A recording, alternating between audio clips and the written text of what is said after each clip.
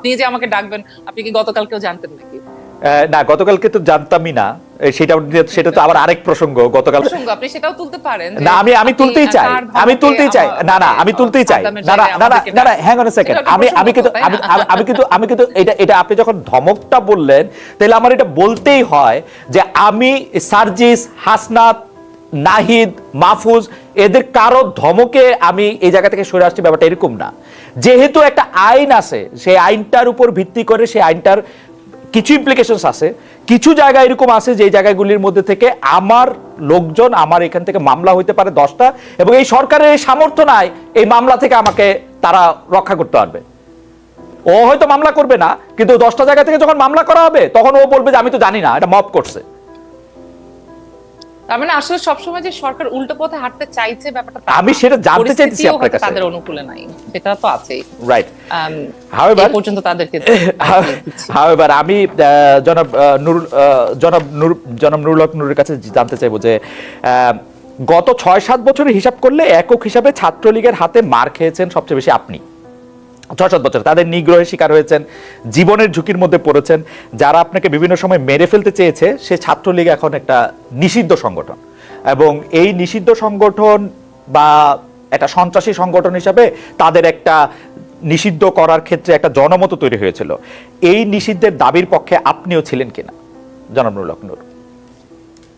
এখন এখানে গণ অভ্যুত্থানের পরে গণমানুষের এতটা এই আওয়ামী লীগ এবং তার অঙ্গ সংগঠন ছাত্রলীগ, যুবলীগ সহ এই ফ্যাসিবাদের দোসর, তাদের প্রতি ঘৃণা তৈরি হয়েছে।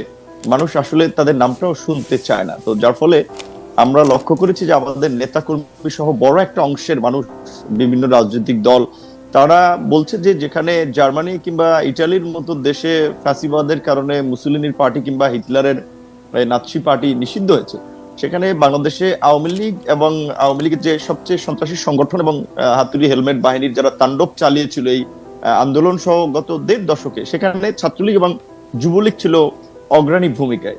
তাদেরকে নিষিদ্ধ করার একটা ব্যাপক জন দাবি তৈরি হয়েছে বা দাবি উঠেছে। সেইখানে আমরা যেহেতু রাজনীতি করি, একটা উদীয়মান রাজনৈতিক দলের প্রতিনিধিত্ব করি, কাজে আসলে ওই আপনি যেটা বলছেন, আমরা রাজনৈতিক দল হিসেবে অবশ্যই আমরা সকলের প্রতি সহনশীল, সংখ্যাগরিষ্ঠ মানুষের স্বার্থ চাহিদার পাশাপাশি সংখ্যালঘু মানুষেরও নিরাপত্তা, তাদের স্বার্থ দেখাও রাজনৈতিক দল হিসেবে এবং দেশের একজন সচেতন নাগরিক হিসেবে আমাদের দায়িত্ব এবং কর্তব্য।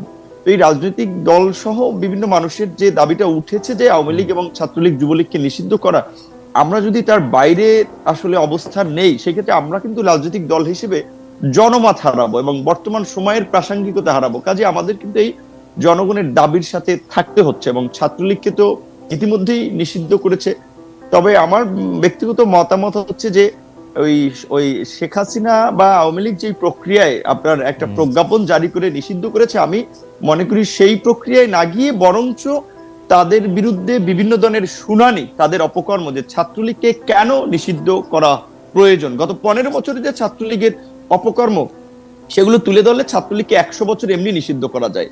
কিংবা আওয়ামী লীগের যে অপকর্ম, কিন্তু জনাব নূর, প্রক্রিয়ায় করাটা বোধহয় উত্তম সিদ্ধান্ত। কিন্তু জনাব নূর, প্রজ্ঞাপন করে যদি নিষেধই না করা হবে, তাহলে এই সরকার বা এই সরকারের লোকেরা এত সেনসিটিভ কেন ওই অঞ্চল, ওই পক্ষের কোনো একটা কথা শুনতে?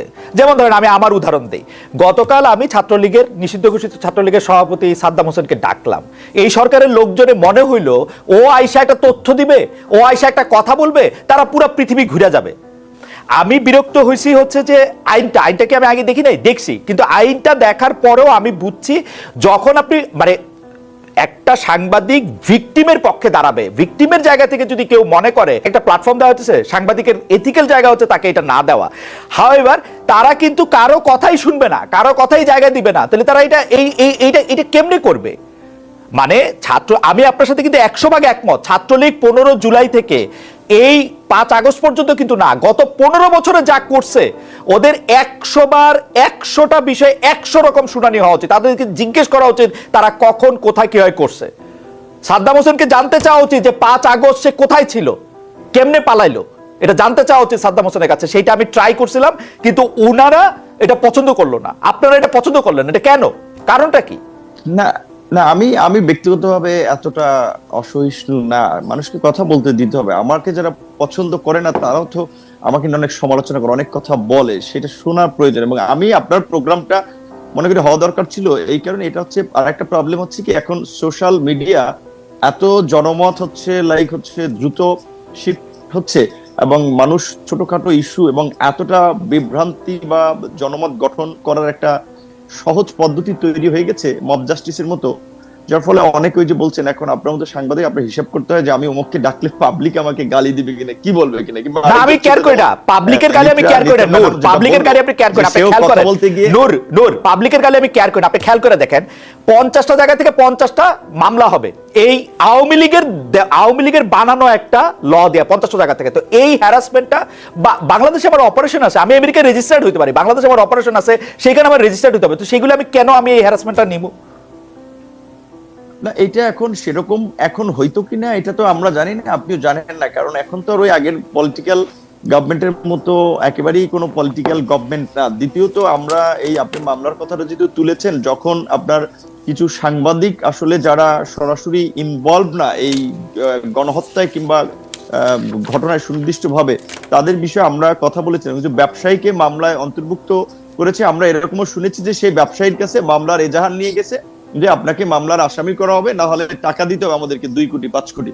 তো এখন এই মামলা নিয়ে কিছু লোক ব্যবসা করেছে, এবং এমনও শুনেছি যে যারা আপনার হত্যাকাণ্ডের শিকার হয়েছে সেই পরিবারকে কিছু সহযোগিতা দিয়ে আপনার সাদা কাগজে তারা স্বাক্ষর নিয়ে এসেছে এবং এজাহারটা মনমতো সাজিয়েছে, যাদেরকে মনে হয়েছে ও মক্কে মামলায় দিলে পয়সাপাতি উঠানো যাবে বা একটা ব্যবসা করা যাবে, সেই সমস্ত লোককে মামলায় জড়ানো হয়েছে। এরকমের কিছু ঘটনা যখন আমাদের কাছে এসেছে, আমি সরাসরি আইজিপি এবং হোম অ্যাডভাইজার সহ বিভিন্ন জনের সাথে কথা বলেছি, তখন তারা পরিষ্কারভাবেই বলেছে যে যেহেতু একটা অস্বাভাবিক পরিস্থিতি, কে কোথা থেকে মামলা করছে, কার বিরুদ্ধে কি মামলা করছে, আমরা তো সবকিছু এত ডিটেইলস জানার সুযোগ হচ্ছে না। আবার অনেক জায়গায় মামলা না নিলে সেখানে থানা ঘেরাও করা হচ্ছে, আর একটা উত্তেজিত পরিস্থিতি তৈরি করা হচ্ছে। কাজেই গ্রেপ্তার করলে যাচাই বাছাই করেই গ্রেপ্তার করা হবে। তো সেই ক্ষেত্রে এইটা আমি আপনার সাথে ওইখানে আপনার কথাটার আর কি উত্তর দিচ্ছি যে আগের মতো যে 64 জেলা আপনি কথা বললেই মামলা হবে, এইটা আমি ব্যক্তিগতভাবে মনে করি না। কারণ আপনার অনেক অপোজিশন লেভেলেও আপনার অ্যাকসেপ্টেন্স আছে, ধরেন এর আগে যারা গভর্নমেন্ট ছিল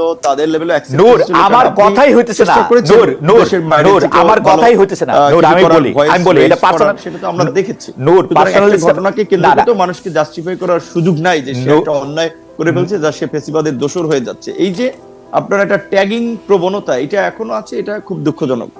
নূর আমার কথাই হইতেছে না। যাই হোক, আমি বলতেছিলাম যে প্রাতিষ্ঠানিকভাবে ব্যাপারটা কোন জায়গায় দাঁড়াচ্ছে, আমি একটু